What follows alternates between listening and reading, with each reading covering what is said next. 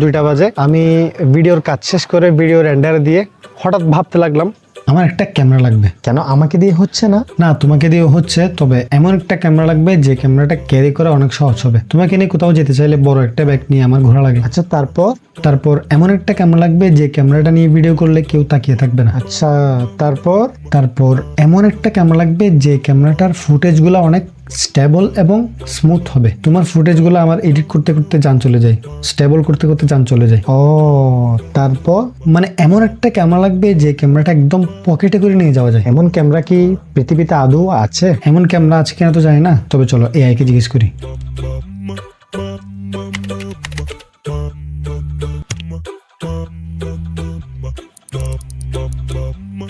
ওই দিন রাত থেকে আমার মাথায় ভূত চেপে বসলো যে DJI Pocket 4 আমার নেওয়াই লাগবে। আমি ওই ক্যামেরাটা রিভিউ দেখতে লাগলাম।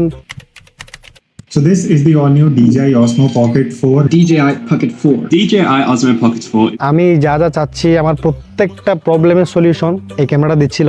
এবং ব্লগিংয়ের জন্য যেহেতু আমার একটা ক্যামেরা লাগবে এবং আমার বি-রোলের জন্য একটা ক্যামেরা লাগবে যে ক্যামেরাটার ফুটেজ স্টেবল হবে, কারণ এই ক্যামেরাগুলোর ফুটেজ অনেক শেকি হয় এবং আলাদা করে গিম্বল কিনা লাগে। যদি আপনার গিম্বল না থাকে তাহলে আপনার এডিটিংয়ের মধ্যে যুদ্ধ করা লাগে, অনেক ঝামেলা এবং ক্যারি করাটা অনেক টাফ। এভরিথিং ইজ ওকে এবং প্রত্যেক দিক দিয়ে আপনার DJI Pocket 4টাই পারফেক্ট ছিল, but the problem is money. এই ছোট্ট ক্যামেরাটির দাম 50,000 টাকা।